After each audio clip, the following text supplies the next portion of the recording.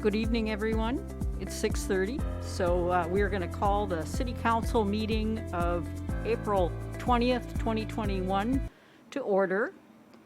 I'd like to welcome you to tonight's meeting. I'm Mary Arnold, and I am the mayor, and this will be my first time residing over a City Council meeting. I also want to welcome our two new members, Sarah Motif from District 1 and Shelley Anderson Albright from District 3. And our clerk tonight is Deputy Clerk Jane Foodie. So Jane, would you take the roll, please? Albright? Here. Arnold? Here. Gray? Present. McCabe? Here. Motor? Here. Pipero? Here. Here. Okay, everybody's in attendance. So if you are able, please stand for the Pledge of Allegiance. I pledge allegiance to the flag of the United States of America and to the republic for which it stands, one nation, under God, indivisible, with liberty and justice for all. This meeting has been noticed in accordance with state statutes and local ordinances. And the next item is to approve the agenda. We do have one change that we would like to make to the, well, actually, sorry, that's the consent agenda. So, do I have a motion to approve tonight's agenda? Alder Gray moves to approve the agenda. Reed second. Thank you so much. Any discussion? All those in favor, please signify by saying aye. Aye. Aye. Any opposed? Okay. And now moving on to correspondence and communications. Jane, do we? Okay. So Dennis Weiner would like to speak with us tonight about the National Drug Take Back event. So Dennis, are you available? I am. Oh, good. Good evening. I promise to be much shorter than I was Friday night. I just wanted to issue a reminder to everybody that Saturday is National Drug Take Back Day. We are co-hosting an event at Prairie Ridge Health with them from 9 a.m. until noon. With drive-through service, you can drop off any unused, unneeded, expired medications. We'll approach your vehicle, you drop them into a container, and you drive away. Very, very short and sweet. No needles, no aerosols, and no liquids. Those are only 3 restrictions of things that can't be dropped off to be disposed of. So we usually have a good turnout. We publicize it pretty well on the city site and with some blasts. I also send something to the paper, at least the online version of the Columbus Journal. I haven't seen anything yet, but hopefully something will surface. We'll have a good turnout, and thank you. Thank you very much, Dennis. And has anyone else signed up for tonight? Okay. All right, so moving on. Now we come to the consent agenda, and we do have a change in the consent agenda for tonight. The change, maybe we could just incorporate it into the motion to approve the agenda, which is that it is the Columbus Chamber that is asking for the picnic license, not the Kiwanis Club. And I think I got that right. Is that right? And, nope. Paula Steiner is here. What did I miss, Paula? So the picnic license is correct, being the Columbus Chamber, but the street closing will be under the Columbus Chamber as well. Oh, okay. So we can add that to the consent agenda? So in the committee of the whole, that item is on the committee of the whole agenda for discussion. Okay, The picnic licenses typically go to the consent agenda, so that's why it's on. okay. Yep, number 9 on the committee of the whole will be the full request to discuss. Okay. So the picnic license is just more of a consent item. Okay. So, does everybody understand that? Okay, good. And so, can I get a motion to approve the consent agenda? Alder Pickford has a question or comment first. Sure, go ahead. We, on the committee of the whole meeting minutes, there seemed to be a copy and paste issue. Mayor, on the regular meeting minutes, it says Mayor Tom called the meeting to order at 6:31 PM. The same is read on the committee of the whole, so it probably should have been Katie Ryan, and it probably would have been 7:27 or whatever time it would have been.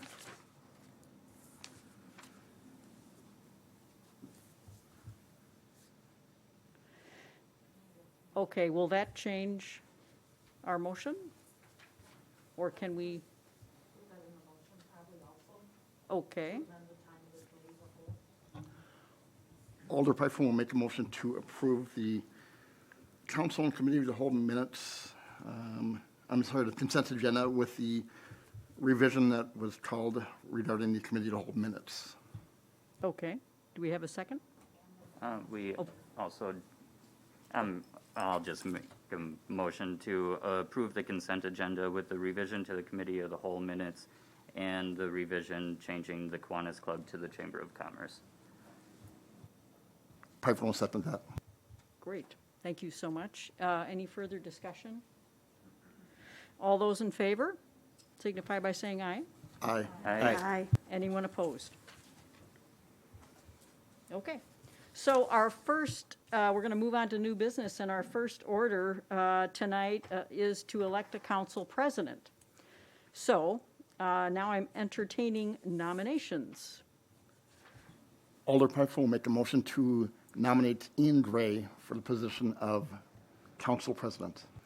Do I have a second? I second that. Okay. Any other nominations for council president?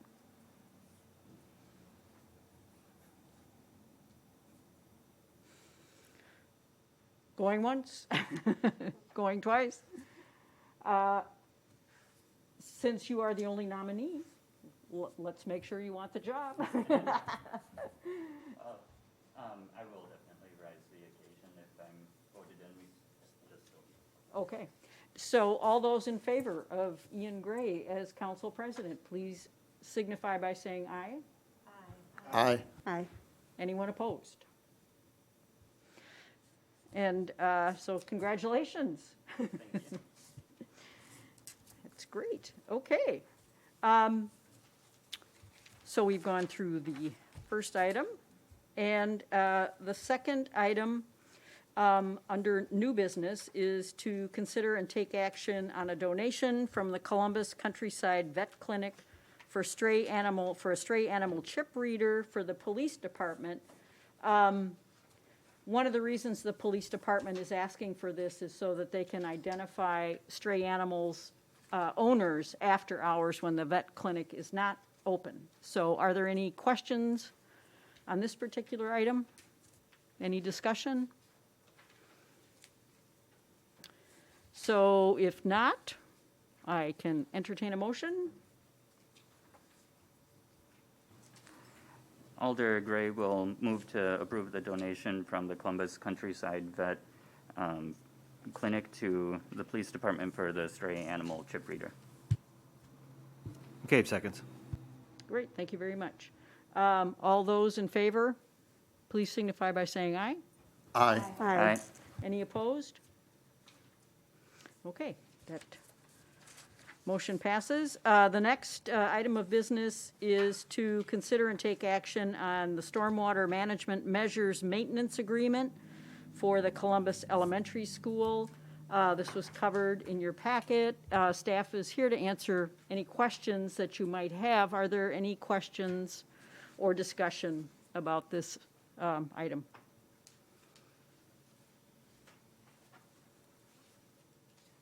Okay, hearing none, I'll entertain a motion.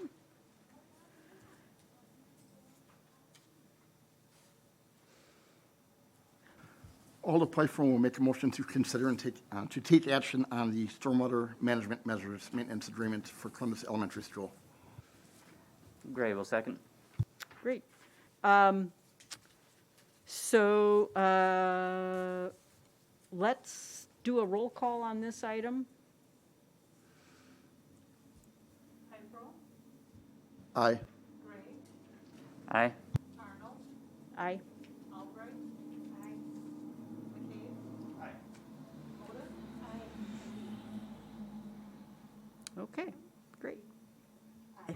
Oh, sorry. The next item under new business is to consider and take action on the DPW recruitment and hiring range. Again, this was information that you would find in your packet. And Kyle's here if anyone has any questions about this item, or is there any discussion? Just to give a little update, especially with some new members joining us, this came out of a discussion from the previous committee of the whole where we discussed the compensation range in closed session, and this incorporates the changes that we discussed. So the only change to the position description is really the hiring range, where we increase the upper end of the range as a potential reward for applicants that are highly qualified. Other than that, everything in the position description would remain the same, just the compensation range for the advertisement is updated. Any questions for Kyle? I did have a question, and I already asked it, but probably would be helpful if you guys heard the answer. When I was in here earlier, I asked Kyle why we aren't having somebody that's already on staff kind of fill in until we can replace, and he had a very good answer. I was wondering if you could share that. Sure. So we did actually go during the period between Zach Naven and the next Public Works Director, we did go without interim assistants, and we discussed it at the time, and we decided to try it, and I don't think it worked as well as we intended. There's not enough capacity within the department to take on additional duties, and even with other department heads like Amy Jo picking up some duties as well, and myself trying to be down there more often and spend more time and attention with the department, it just seemed like we didn't have the progress and the continued motion that we really desired. So I think for the benefit of the staff and also for the benefit of the rest of the departments that need some of my attention too, to keep everything kind of moving, we just felt like it was more effective to get someone on a part-time interim basis just to help keep all the priorities in order and keep the wheels moving. Okay, thank you for that, Kyle. Thank you. And thank you for your question, Shelley. Does anyone else have any concerns or questions or discussion on this matter? Okay. Can somebody make a motion then? Alderman McCabe will make a motion to take action on the DPW recruitment and hiring range. Gray will second. Great, thank you. I think we'll do a roll call on this also. Modis, Aye. Pfeifferle, Aye. Reed, Aye. Albright, Aye. Gray, Aye. McCabe. Okay, then we'll go down to number 5, which is consider and take action on DPW interim staffing. Yeah, so this is kind of related to the question that we were just discussing, but they're really related issues, but two separate action items. This is the request to incur some additional expense that we wouldn't normally do to have the interim assistance. The person that we thought looked the best was Dwayne Gow from Public Administration Associates. We've used Public Administration Associates previously. And so we've had experience with the firm, and I think the previous interim administrator services were well received, and we felt like we had a good relationship and received good value. It does come in a little bit under what our weekly expense would normally have been for full employment and benefits. You're obviously receiving less hours, but again, it's really just to keep those high priority items moving. There was another proposal in there as well from McMahon. It seemed to be, if you had a chance to review it, there were some errors in the proposal itself, and seemed like they might have been, not really focused on what we need and more of a standard generic proposal. But if there are concerns, there's a variety of things we could do. We could, approach McMahon and try to get additional details in an updated, more refreshed proposal, or a variety of other things, depending on what the council wishes are. Thank you, Kyle. Are there any questions or further discussion on this matter? I would like to see a little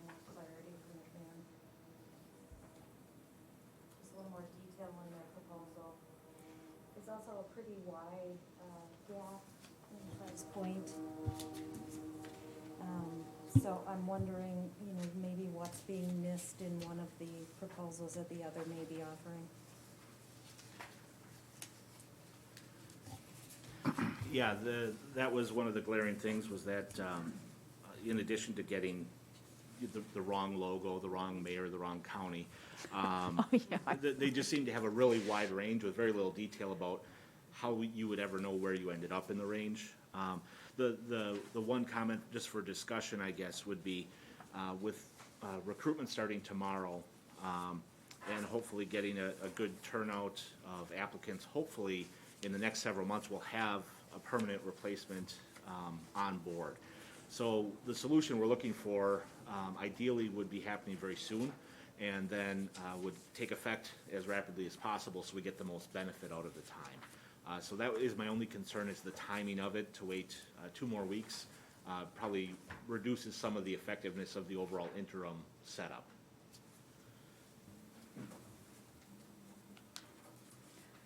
Any other questions or discussion? Yeah, Yeah. I mean, in line with what Sarah mentioned, I completely understand where she's coming from in that. I personally would not care to see any more from McMahon. I think they made a rather simple presentation rather poorly, and I have no desire to proceed anything with them. And I think going with Gao from PAA is the best course of action. Okay, thank you, thank you. And I have to admit, I was a little surprised too by, what are we, Franklin County? Yeah. So, anybody else want to jump in on this particular item? Reed will motion to accept the proposal from Public Administration Associates with Wayne Gao as presented.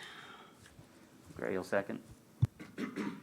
Okay, so it has been moved and seconded to accept the proposal, and at this point, I think we should take a roll call on this one also.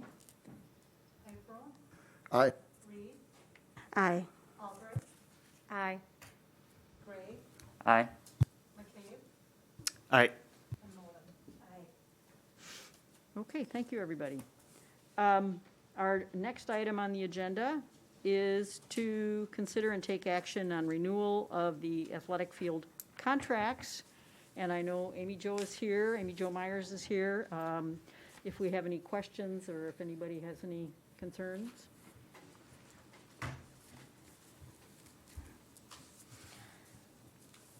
Yes, Ian? And just a real quick thing. I think we should just be wording it more as extending the current contract. It's not really a renewal the way that we have it going. We're just extending until the end of the year. We're not really renewing. Just keeping the exact same contract we have, no changes, extending. Okay. But for it.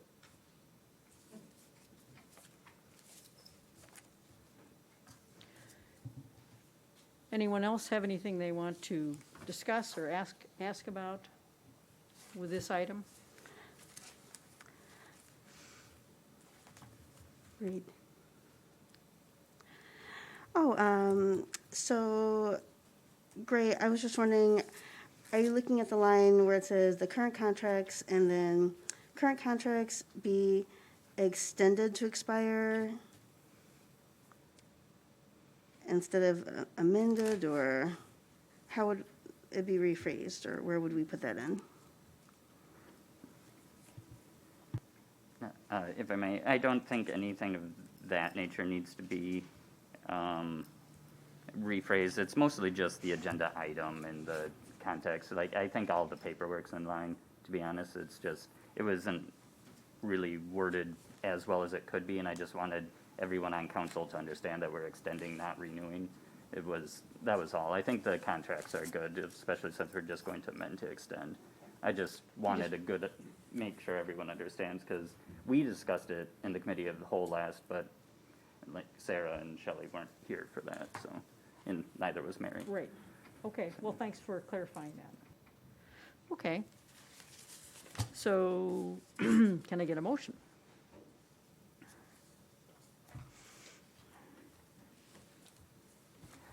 Alder Gray will move to extend the athletic field contracts until December 31st of 2021. Alder Piper will second that. So it has been moved and seconded to extend the athletic field contracts, as noted by Alder Gray. Let's do a roll call on this one also. Reed, Aye. Albright, Aye. Gray, Aye. McCabe. Aye. Moda. Aye. Piperone. Aye. Okay, moving on. The next item is to consider and take action on the electric vehicles charging station. And I know this is something that was also discussed previously, and wondering if anyone has any questions or concerns. We have staff here that can address them if you do. My only question was, is the location, Make sure you turn your microphone or I'm sorry. cable world can't hear you. Sorry about that. My question is the location the best spot, and why was this location chosen? I can jump in and answer that. I've been working closely on this project. Generally speaking, the visibility behind City Hall has been the preferred location of having this. There already is an existing 110 outlet back there. As it says in the memo, the 110 outlet is now kind of obsolete, so we're going to a level 2 charger. So having it in that parking lot was the preferred location. We also considered all other publicly owned lots within the downtown area. But the downtown, or the behind City Hall was a preferred space.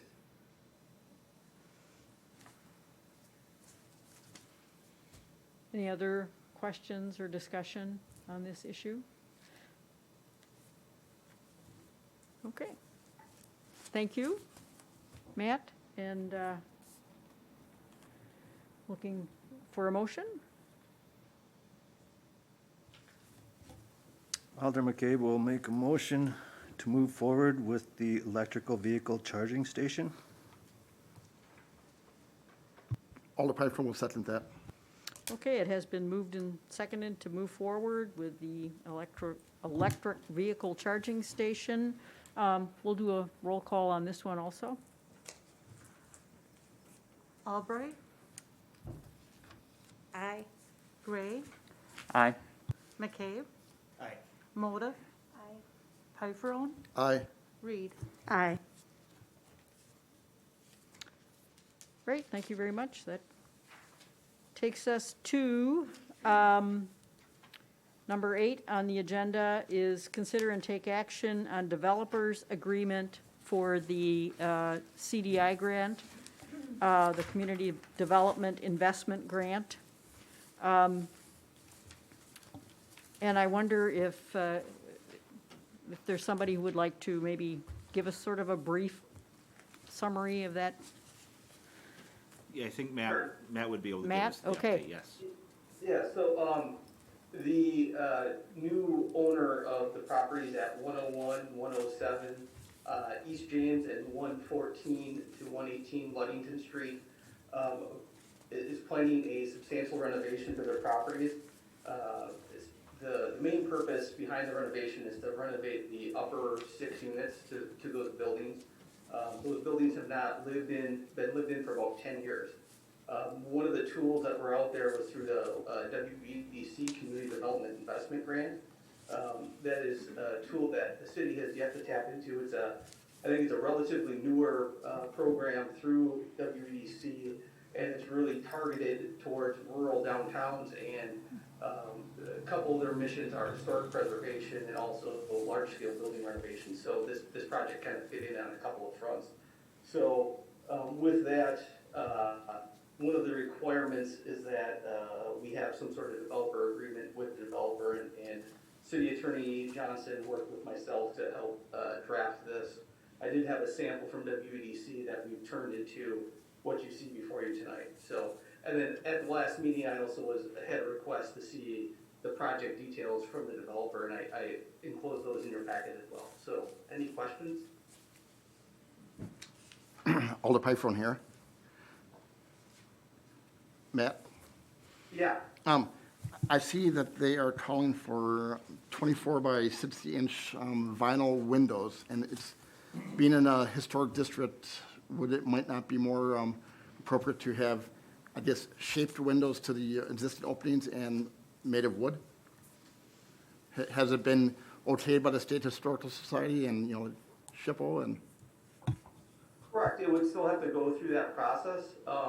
Quite frankly, the project probably won't happen if they don't get the grant, so that is something that we could ask them to revise, certainly.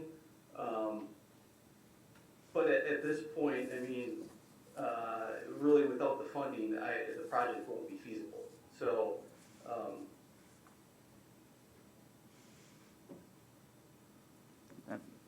Mary? Sure. And that was along the lines of what I was trying to get in earlier, is there were a couple items that I, for one, being a historic property owner, know the State and National Historic Society would not approve, as well as our local. Have they been in communication with the HLPC at all? Have they tried pulling a building permit yet? Where are they in this No. process? no, basically, as I said, I mean, they will not move forward with the renovation until the grant or some other alternative source of funding is available for them. Right. And this is part of the reason why I was asking for more of what they were doing, because it is a historic building.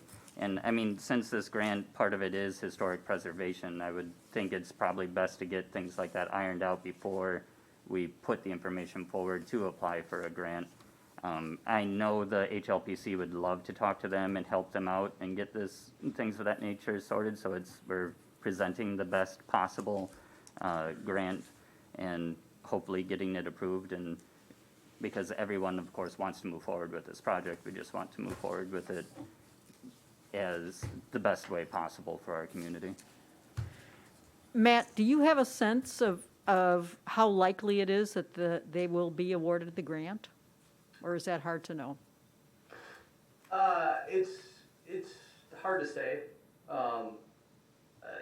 We've had some recent success with grants, but they're not easy to obtain, so it's hard to say. Okay, thank you. Does anybody else have any questions or I concerns? do have a question. Shelley, So yeah. if they don't get the grant funding, they've already purchased the buildings, then what? Do we have any idea what would happen to the buildings or to their purchase? Well, as you said, they already purchased the building. They chose to do so at their own risk. My guess is that they would probably do what the previous property owner did and continue to collect rent on the lower half, because it's fully rented with the karate studio and Cardinal Embroidery in Webb, Wisconsin. And they'd probably continue to neglect the upper levels, because without some sort of incentive, it's a rather large project. There's no electrical, there's no wiring, or there's no plumbing, I should say. So there's a lot of work that needs to be done to get the property to a state that's rentable. And do you know how soon they may know whether or not they're going to receive the grant?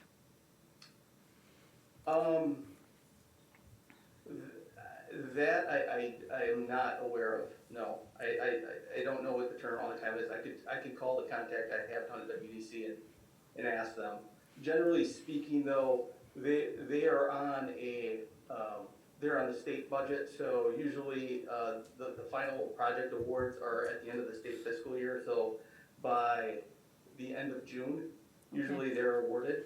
And then the next year, starting July 1, they're back onto the next fiscal year. Okay, thank you. Any other questions or issues, concerns?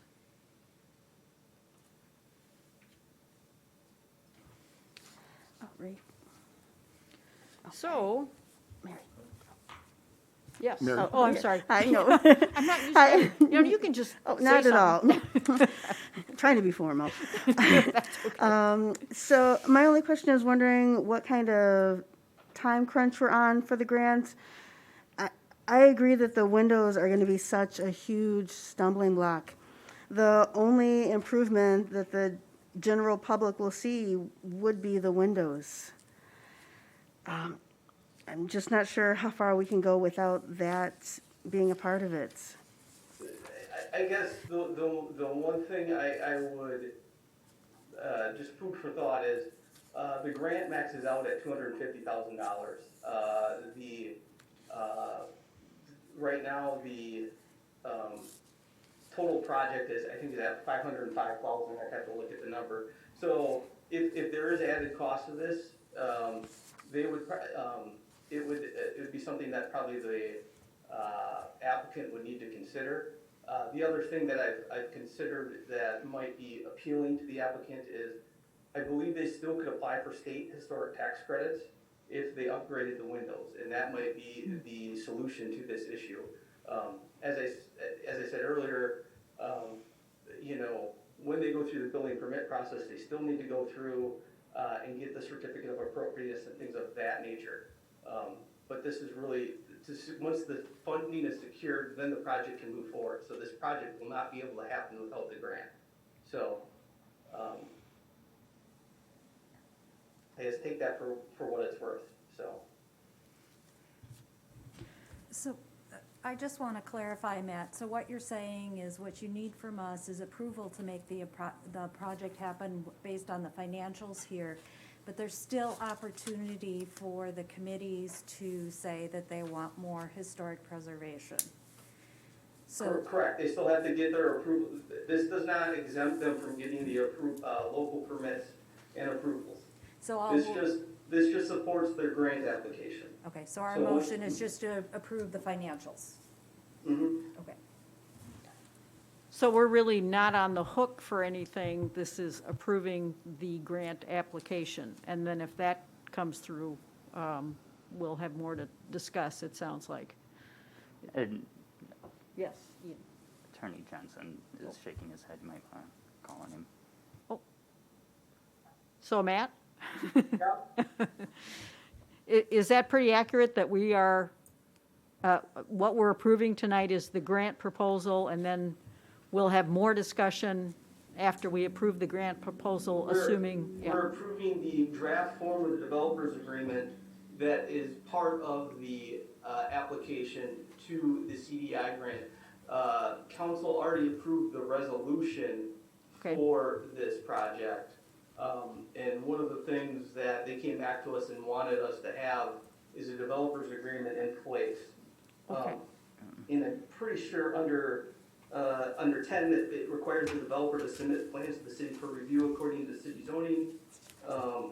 And I thought there was one item under the developer's agreement that required them to basically meet all city codes, which, for the life of me, I can't find it right now. Okay. And Yes, Ian. so, we did already approve the resolution. So really the biggest effective thing we're doing today is approving the, now why did the word just escape me? The developers agreement. And I do take issue with the developers agreement, especially for things like the vinyl windows and things of that nature. Like that, because that's part of the developers agreement, and I take issue with that. So I think things of that nature need to be resolved. I think referring them to the HLPC would be a great resource to the building owner, and I think that should happen before we approve it personally.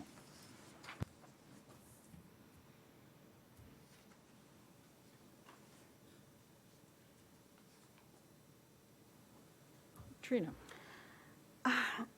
I agree. I would be comfortable having them have an obligation to at least have a consultation with either the HLPC or a State Historical Society, just so that we have some type of actual meeting of the minds for what historical preservation is. This is a large grant.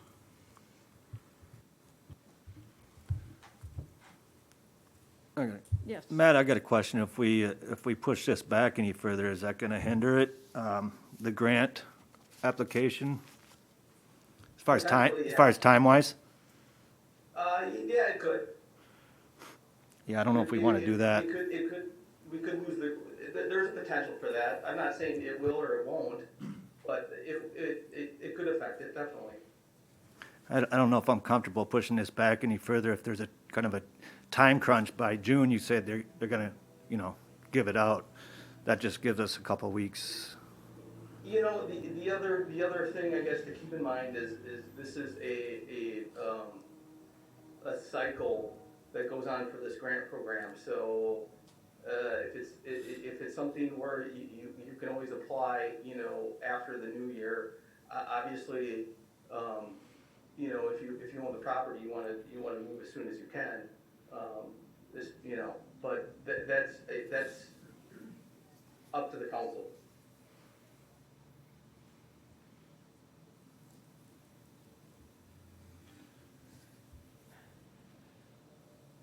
Yes, Kyle. Matt, if we approve this developers agreement, does the developers agreement contain the specifics of the vinyl windows, or is the developers agreement just locking the city into what it promises to do and what the developer wants to do? And then those details will come down the road. They can lock in this funding, and then when they come into a problem realizing the vinyl windows, then we would potentially have another solution with the historic tax credits? Correct. This is just locking in the obligations of the city and the developer. And the project itself could change.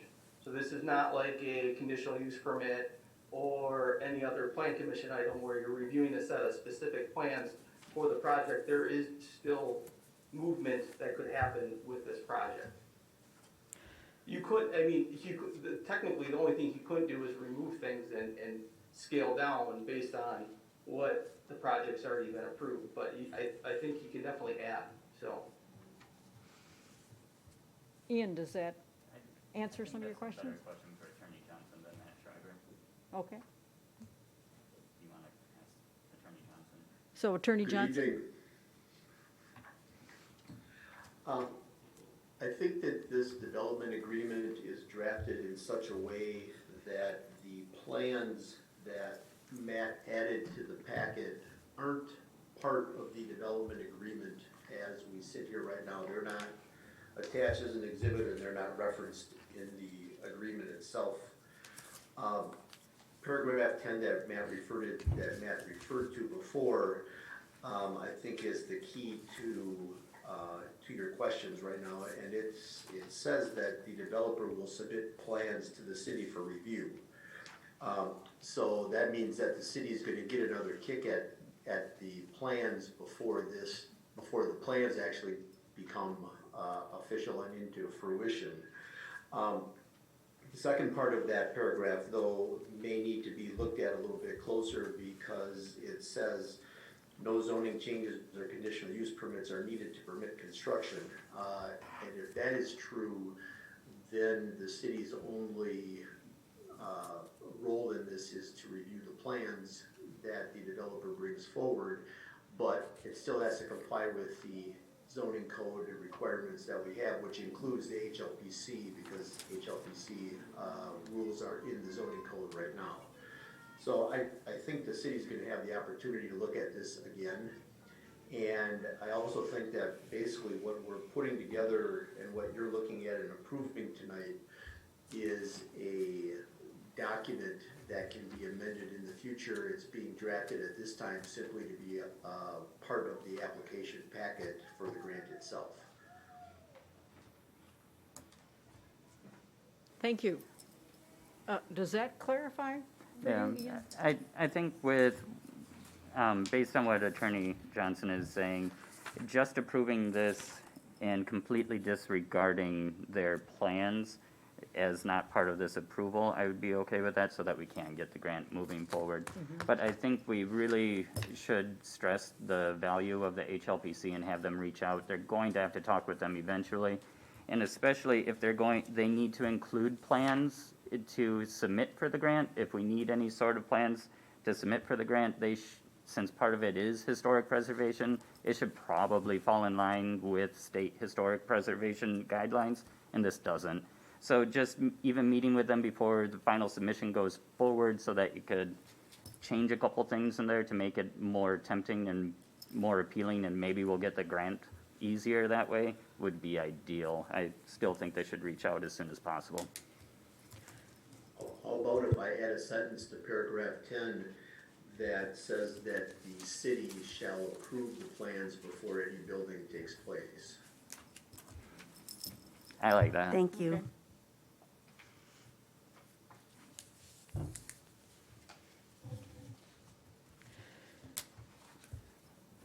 Does anybody else have any questions about this item? Any other discussion? Okay. So, somebody want to put together a motion?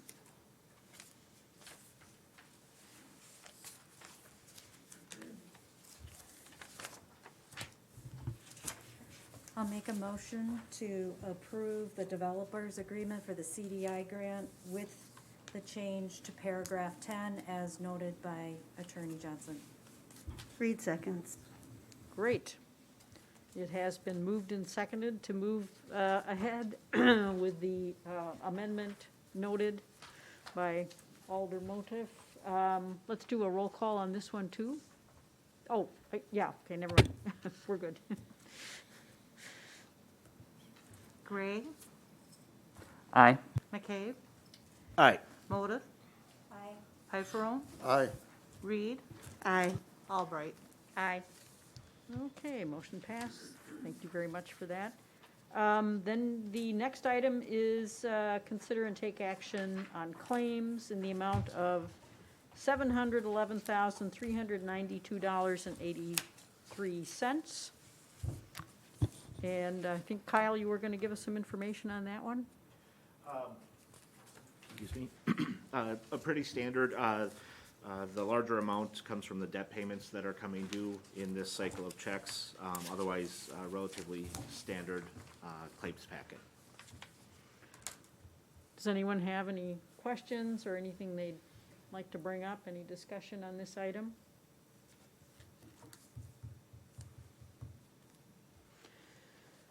Okay. Anyone? Anybody want to make a motion then? Alder Piper will make a motion to approve the claims in the amount read.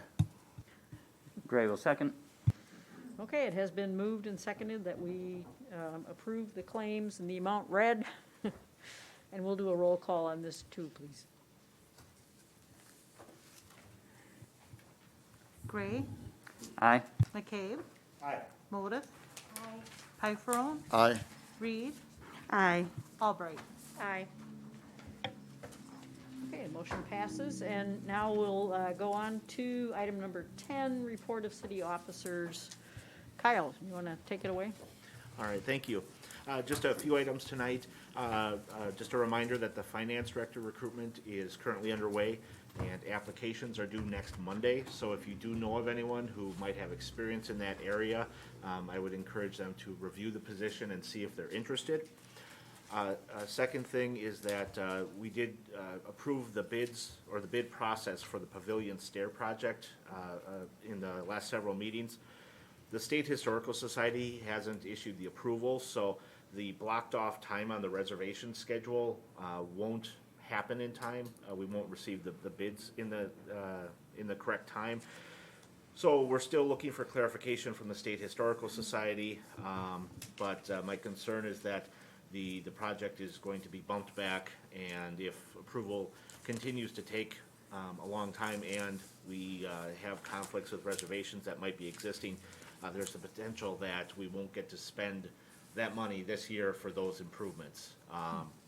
So we'll keep you updated as we get more information on that.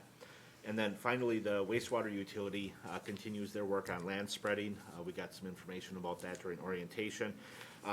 They've been having a difficult time getting rid of the material they've built up, and there's only a small amount of the approved land inventory that's available this year. Unfortunately, with that small inventory of land and a short window to get the material spread, our spreader broke. It's not a simple fix. I don't know the full scope of it, but we can't really wait. So we're working on a solution. We think we have a solution lined up to get a contract company in to help haul and spread the material within the next few weeks before the farmers get in their fields, and then we're out of luck. Unfortunately, none of this comes without extra cost, so we're working through that and trying to figure out how we're going to balance that in the overall wastewater budget. But very preliminary now, and we're working through the issues. And that's all I have. Okay, I have a couple things. Some of you are aware that our fire chief, Randy Keene, is going to be retiring. He sent a letter to us, and he said it is with mixed emotions that I submit this notice, that I intend to retire as fire chief. My last day will be July 30th, 2021, and we certainly have mixed emotions about that too, because Randy has been a great fire chief. He also says in his letter that he feels truly fortunate to have been associated with the fine people that have comprised the membership of the Columbus Fire Department over the years. Their dedication is unmatched. Not being with them on a regular basis will be what I miss the most in my retirement. And he also says that he has appreciated the great working relationships he's had with department heads and city employees and the city's elected officials. So we're certainly going to miss him, and I wish him well in all of his new endeavors. The other thing is Arbor Day is coming up April 30th, and city council members have been invited, and I have been invited to take part in a tree planting at one of the city parks, to be determined. I think we're going to get more information on that, unless Amy Jo, do you know anything more about that? Okay. So I plan to be there unless there's a blizzard. And after the snow today, you never know, that could happen. No, I'll be there anyway, even if there's a blizzard. So that's April 30th, mark your calendars, and then, we'll get you some more information if you're interested in coming along and helping celebrate Arbor Day. Okay, so that's it for me, and unless anybody has anything else, yes, Super quick announcement that the library is now open for walk-in patrons. Yay. So appointments are no longer required. Great. We're Go always books. happy to hear that. Okay. Okay, so I will entertain a motion to adjourn. I'll make a motion to adjourn. Gray will second. Okay, so it has been moved by Alder Piperon and seconded by Alder Gray to adjourn the regular meeting of the Columbus Common Council. All those in favor? Aye. Aye. Anybody opposed? Okay, we are adjourned.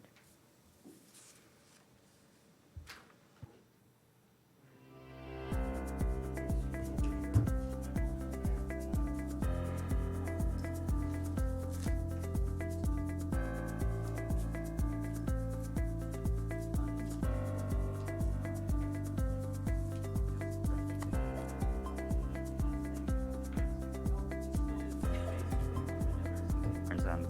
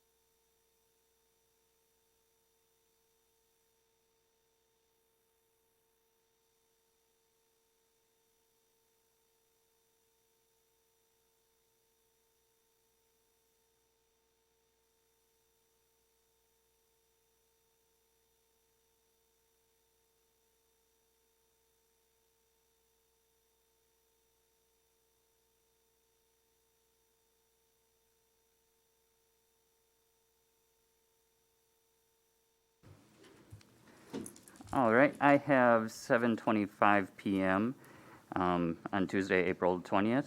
I'm here to start the Columbus Common Council Committee of the Whole. And with that, could we take roll call?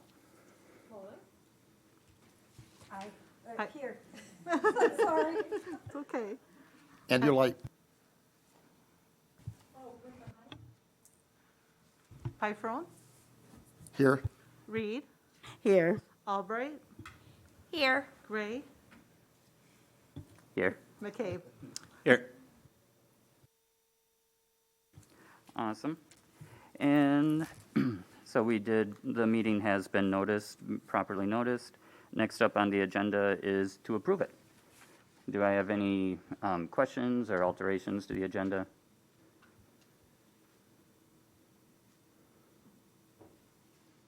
I'll make a motion to approve the agenda. Cape seconds. All right, and with that, all those in favor say aye. Aye. Aye. Anyone against? All right. Agenda is approved. Next up is citizen comments. And Jane, do we have anyone signed up or on Zoom that wants to make any comments?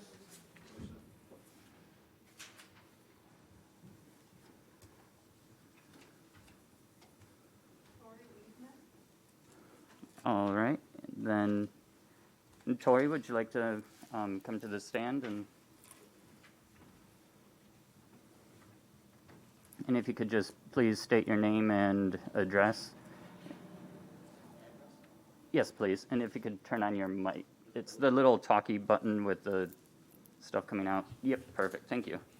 Stuff coming out. My name is Tori Whiteman, and Al Stolshine and I are the representatives of the Columbus 4th of July Committee this year.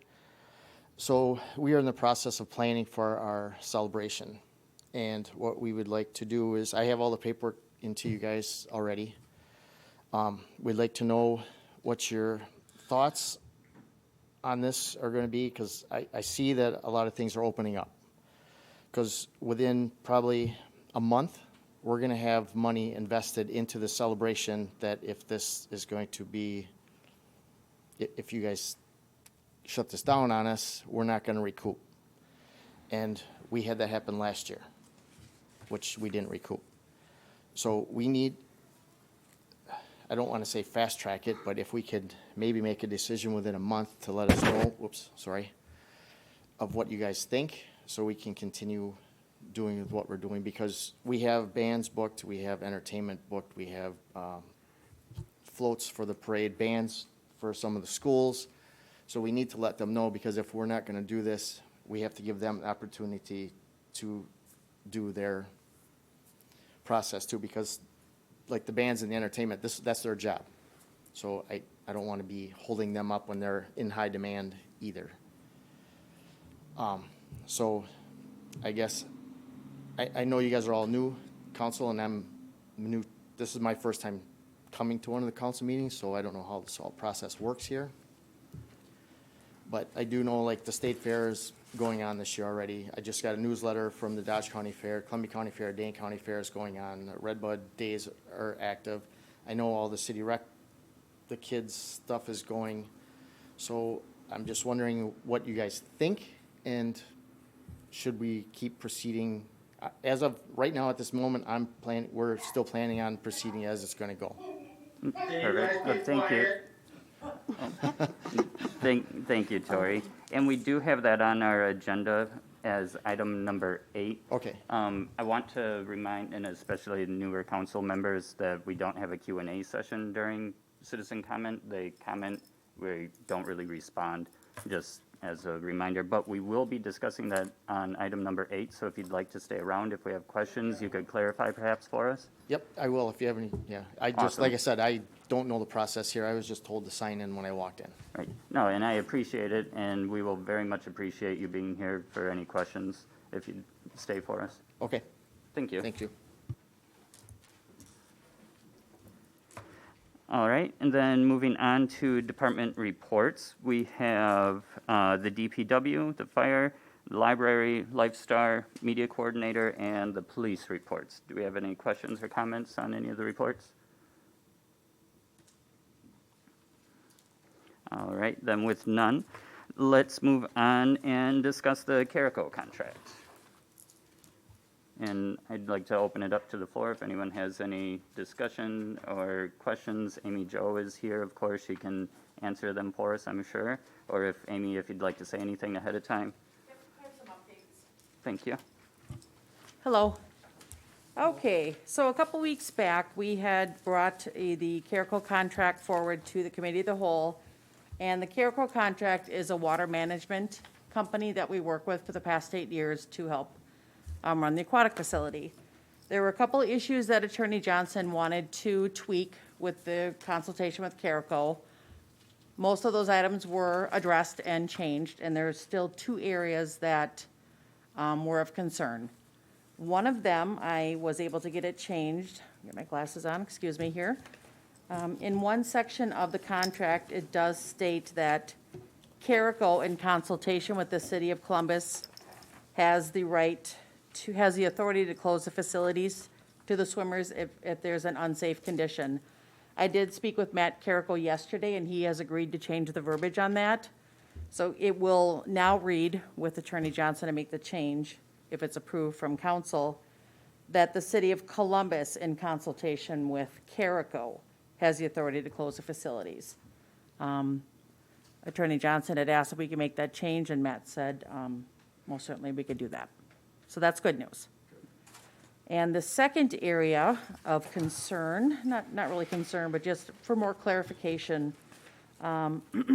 there is an area, Article 4 for the compensation. Currently, the city pays $26,600 for the cost of the current commercial wholesale trade price for our chemicals. And included in that lump sum is any of the professional fees, training, maintenance of equipment that Carico owns. So currently, they actually own our chlorine feeder and our BEX controller. And the BEX controller is actually the brains of the whole entire function in the back of the pool. I actually got a breakdown of prices of what we've paid in the last 5 years. Some years were in favor of the city, some years were in favor of Carico.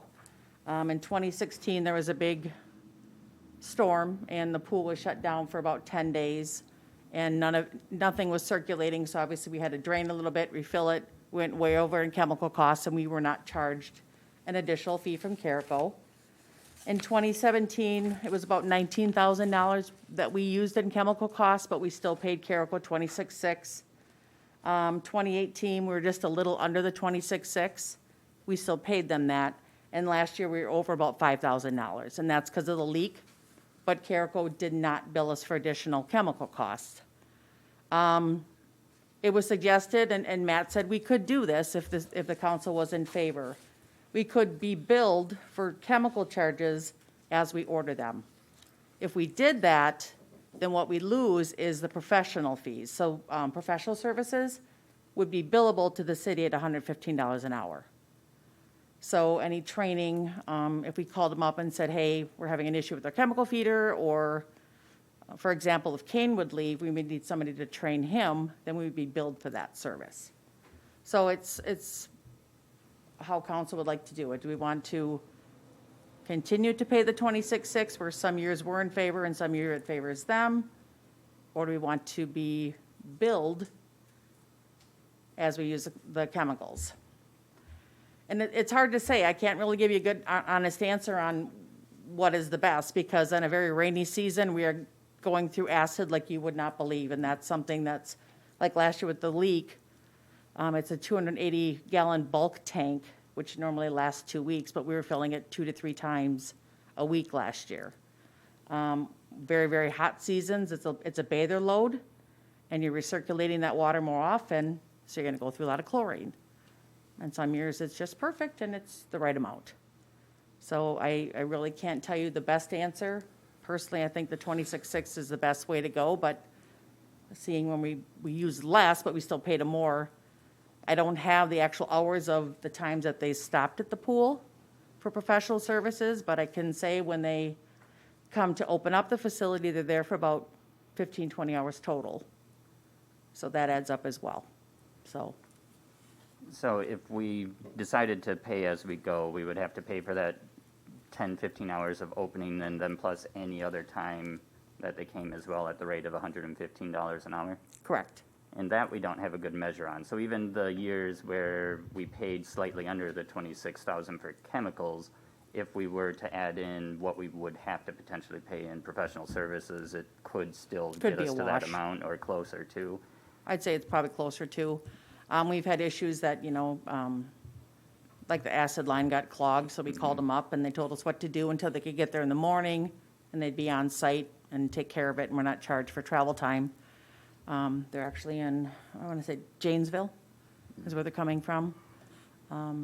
I'm not trying to sway you either way, but I can tell you, I can't give you an answer of what a good year looks like, because it could be really good, it could be really bad. And we believe we fixed the leak. I think we addressed that last year. So, Yeah, I mean, considering that we've been over and under or really close, and that's not even considering all of the things that 26.6 plus for easy budgeting, I personally would be in favor of just staying with the 26.6. Paul, you have your light on. Do you have any? Yes, I would also say, using the theory, if it's not broke, don't fix it. It seems to work right now, and you don't know what the cost would be, and, maybe it's a savings, but it's too much of a gamble. Keep it as is. Any comments? Oh, Mike? Yeah, I agree also with the 26.6 with all the different moving parts down there and the things that could go wrong. I think it's, in the age of the pool, it's best to keep it like that, I would say, personally. Trina? Oh, same here. I'm more comfortable with sticking with the more all-encompassing, or nearly all-encompassing service for the 26,600. Perfect. It sounds like we have consensus, or go ahead. So in Article 4.1, where they state that they will, or the city will purchase all chemicals in excess of 26.6, it sounds like they haven't done that in the past, but maybe they'll do it in the future, unless they don't. And I guess if there's no intention of them to bill us past 26.6, then I don't know why that needs to be there.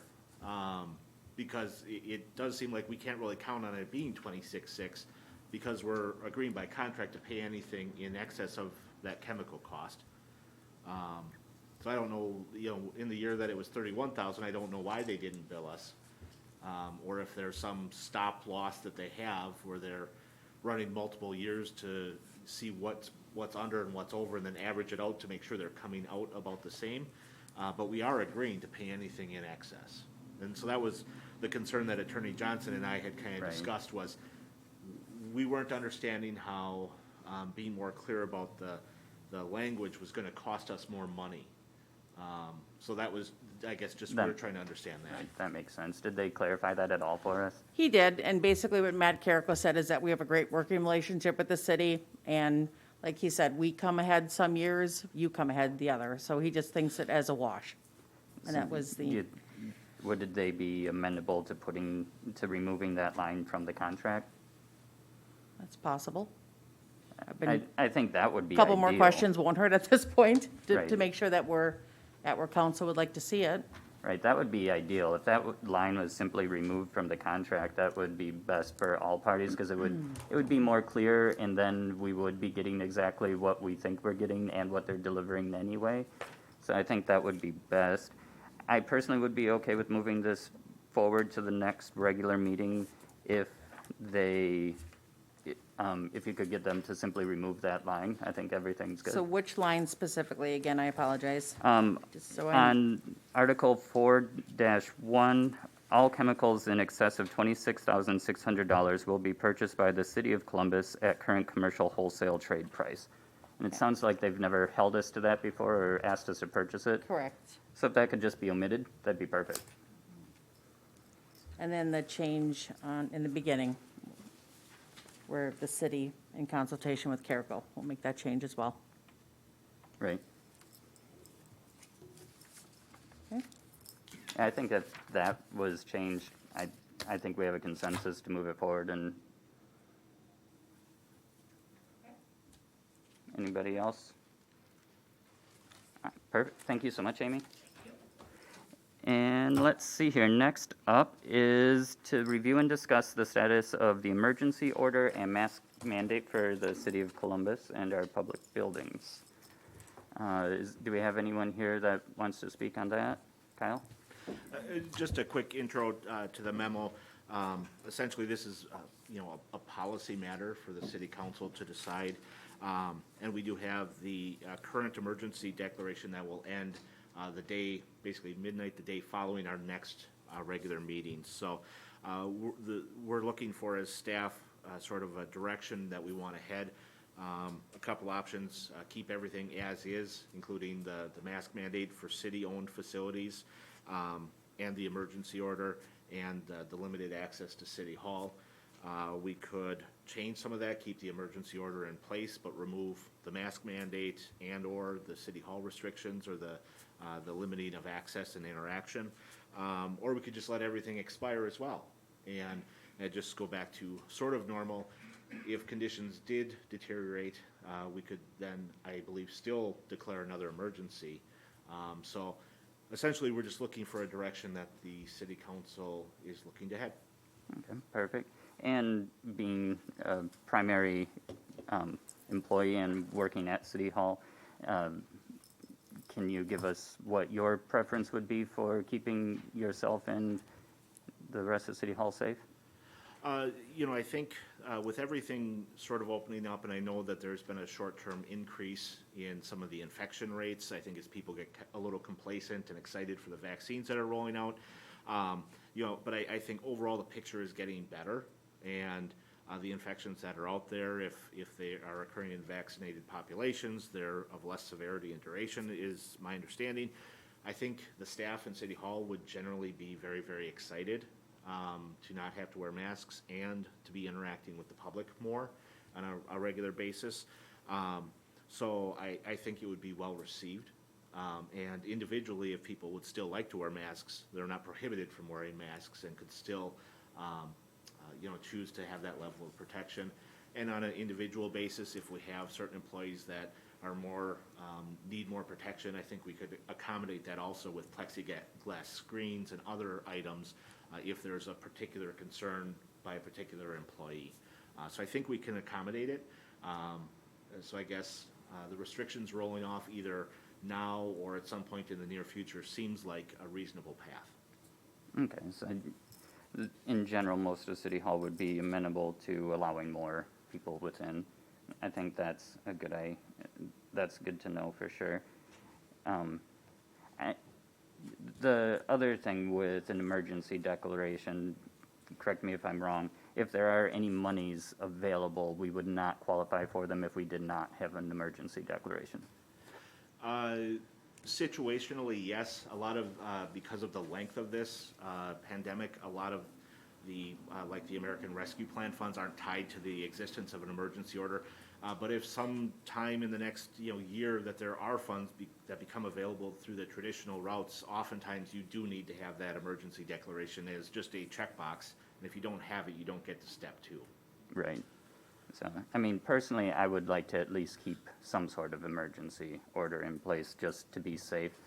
And the rest, I would like to hear from more people. My personal opinion, if we open up more for more visitors, we should keep masks. But Trina, you've had your light on. Thank you. Yes, personally, I'm very interested in the city buildings opening up more and being more available to the public. Had a library board earlier this evening, and the library board is very interested in continuing the usage of masks, especially for their facility. There's people of all ages congregating there for extended lengths of time, small spaces. Children aren't getting vaccinated yet, and they're just really trying to be more open but keep the area safe, especially for the younger ones. And they're really hoping that the city keeps the mask order so that it won't just be them trying to be in charge of enforcement. Thank you. That's really good information to hear from other people that this would affect directly. And you're right, I mean, children, there are a lot of buildings that children are in, and who knows when they'll be able to get vaccinated, so that is always a concern. Paul, did you have something you want, or Mike? Shelley? I actually have, I can tell you with 100% certainty that a lot of people in my district are interested in seeing the city, seeing this building open up, and they are interested of, having the emergency mandate go away. From another perspective, I just want to put that out there, and I can speak for myself. I, for one, do not do well with the mask on. I have kind of I'm a little bit claustrophobic, and I get a little bit I get anxious. And I know I'm not the only person, so there are people out there that are looking forward to not having to have one on. And I think for the most part, people, if they feel like they need to wear a mask, they will. And I think that should be a personal choice, personally. Paul? I think there, to some extent, could be a nice compromise. I like the fact that the buildings to be open, allow people into City Hall rather than have to ring a doorbell, and it's got to be a pain for the staff here as well, and just be able to, have some semblance of order. But again, if let them wear a mask, if they want to, then unfortunately, nobody will wear a mask in here, and then, so, I'm sick of the mask as well, but at the same time, I think if you don't put a rule there, then nobody's going to ever follow it. So I think we should still have a mask mandate in place in the buildings, but let them be open to the public. I think that'd be a great compromise. I agree completely. I think that is a good compromise. I think opening things back up it's time to start opening back up and giving more access to the community, especially in some of our other buildings like the library going back. Like, I think that's great, but we aren't, even though we're coming to the top of the hill, we aren't over it yet, and we should still have some protections in place, in my opinion. And wearing a mask in a city building, it's not like we're mandating it citywide that you have to wear it everywhere. It's just in a city building, and I think it's our responsibility to protect the people that are in our buildings and things of that nature. So that's how I would go as well, is opening back up but requiring masks.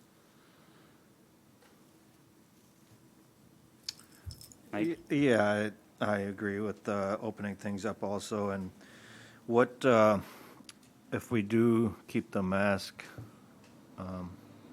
thing in place, can we revisit this on a monthly basis, or how would that work? Honestly, it could be revisited at any time. That's something that could change at any time. So that would, I don't know if we need a monthly agenda item, but if it's something that any one of the council members feel like they need to revisit or anything of that nature, it can go onto the agenda at any time. Correct me if I'm wrong.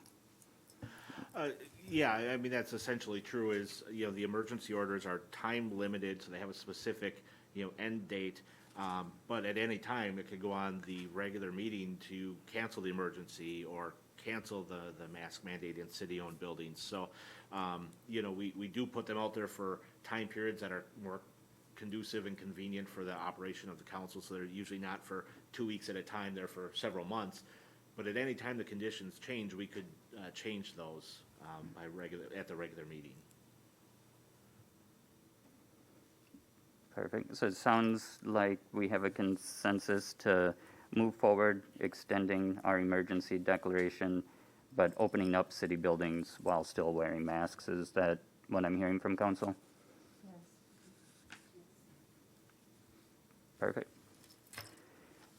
If there's no other discussion, then let's move back on to the 4th of July. Great. Oh, sorry. I'm sorry. Go first. As I'm on the 4th of July committee, I'm going to step down off this. Oh, no, I was just wondering if we should propose time for the extension. I was picturing 2 months, but I don't know. I was sort of leaning towards 2 months. That gets us into the beginning of July. Hopefully, again, we're over the crest of the hill, but that's a nice, convenient time, I think.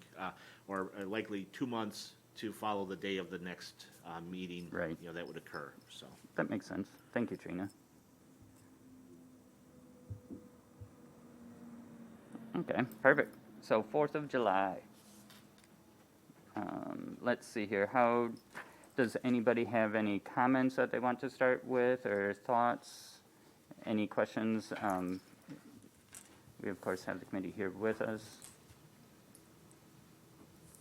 I guess I just have a question. Are you, is this year going to be basically, if you, the go-ahead going to be a normal 4th of July, or is there changes being made at all? I'm just curious. Normal as in, Well, like past years, before COVID, I guess. yes, we're planning on it. We'll have some hand sanitizer out, but, you know, we're a year and a few months into this already. People are smart enough to know that they got to bring their masks if they're going to bring them. Yeah. I don't think we can provide 4,000 masks. No. I didn't know if you're scaling back entertainment, or I don't know. Nope, it's going to be the same. Like I said, we're taking all the precautions that we're supposed to and can do. But, I mean, we've all been out in the public. We all know that the masks don't stay up. Sometimes they don't stay on. Yeah. But so, you know, we can put our signs up and do what we need to do. And but like I said previously, we're looking, I guess, for a blessing, so I know that we can keep continuing on, because we're about 3 weeks away from printing our ad books, and that's going to be a $8,000 cost. Last year we printed them and we threw them away. Yeah. So we didn't get that money back. Personally, I guess being at an outdoor event, I don't have an issue with holding it up, personally. I do have another comment. I do know that people in my district are really interested in getting back to normal and having the parade and being able to go down to the park for music. So, I mean, people are looking forward to it. Yeah, that's kind of what we're looking forward to putting it on. We were pretty frustrated last year with just the whole COVID thing shutting us down and being done with it. And it was my first time in 16 years on the committee that I spent with my wife and children on the 4th of July. And you can call my wife and ask her, and I was just sitting there, I'm going, this is not right, this isn't right, I should be at the park, we should be watching fireworks. I think we should open it up. I think there's plenty of other examples. You listed them in the beginning of events that are happening. People have learned at this point of how to social distance, and I think we should figure out how to help make sure that there's enough hand sanitizer stations and those sorts of things spread out through the event.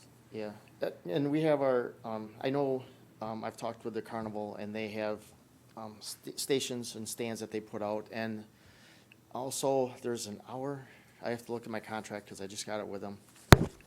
There's an hour or 2 hours each day that they shut the rides down and they sanitize everything. And then they'll open them back up again, and that's in their contract.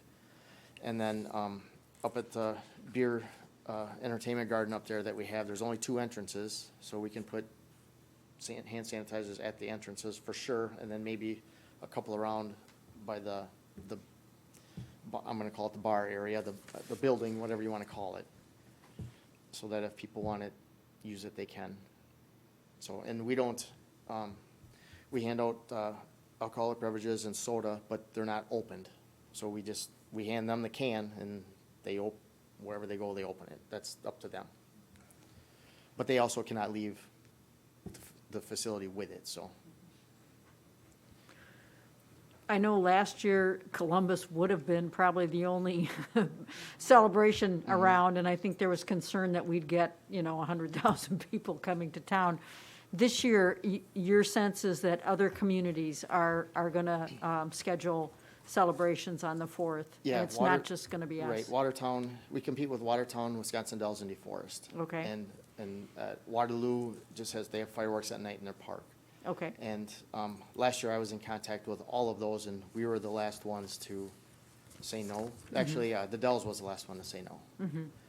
And then, but as far as everybody else is planning on it right now. And you have fireworks lined up for this year, too? Correct, for the 4th, on the 4th. I tend to agree with everybody. I think because it's outside, and I know you guys will be careful, as careful as you can be.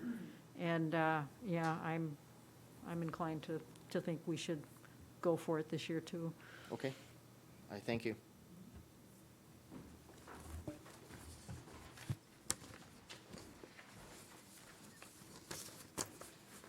Any other questions or comments, concerns?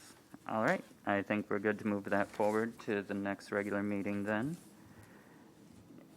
Let's see here. Next up is to review and discuss the street closing request by the Chamber of Commerce for Redbud Days.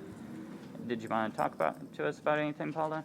It's pretty straightforward, but if you guys Right. want me up there, and Did anybody have any questions for Paula? Paula Steiner's here. She's the Chamber of. Yeah. I'd like to hear about what you have planned. Yeah, give us your little presentation. You're here, you gotta sit through this, for God's sake. I just drove through the furthest drop, no, I'm just kidding. So the plan, yeah, the microphone.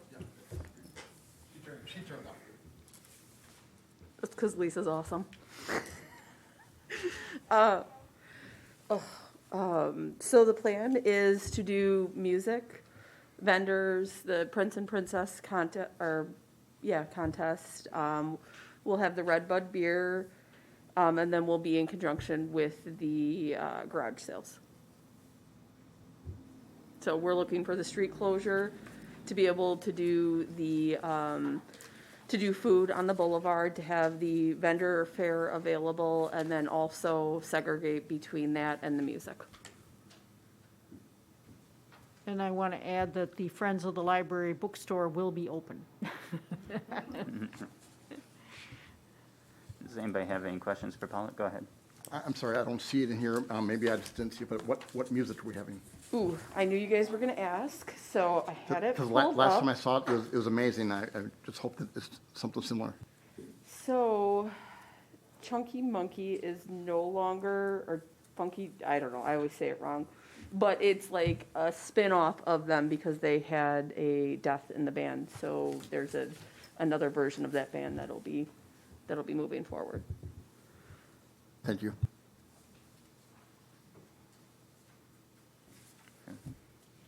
And let's see here. I think we're probably in consensus. Does anybody have anything else for? Okay, I think we're good to move that forward too then. Thank you, Paula. I'm gonna let Lisa turn it off. And next up on the agenda is to review and discuss the amendment to the purchasing policy. Do you want to give us some background? Sure. A relatively quick and short update. We reviewed this over the past month or so with the previous council. It was just approved on April 5th in its entirety, and there was some conversation about adding restrictions to some newer language about contracts, limiting the term of any contracts that we could approve by this policy to 2 years, so that we weren't entering contracts that were very lengthy, still requiring those to come through the normal channel of city council approval. And I know not all of us were here, but the rest of it was very great, and it's needed. We need to update our purchasing. Did anybody have any questions, comments, concerns? What was the thought process behind, You're- I'm sorry, I have to get used to that. What was the thought process behind the 2 years?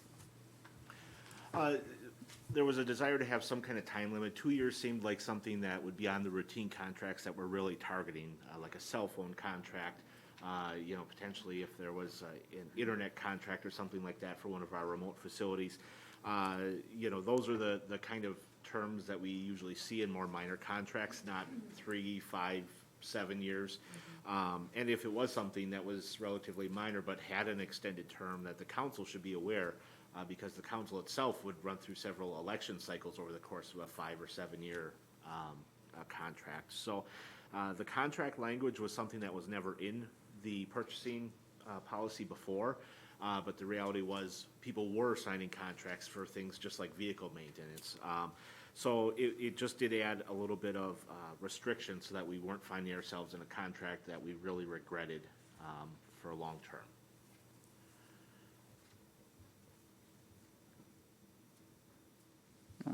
Perfect. If there aren't any other questions, I think we're good to move that forward as well.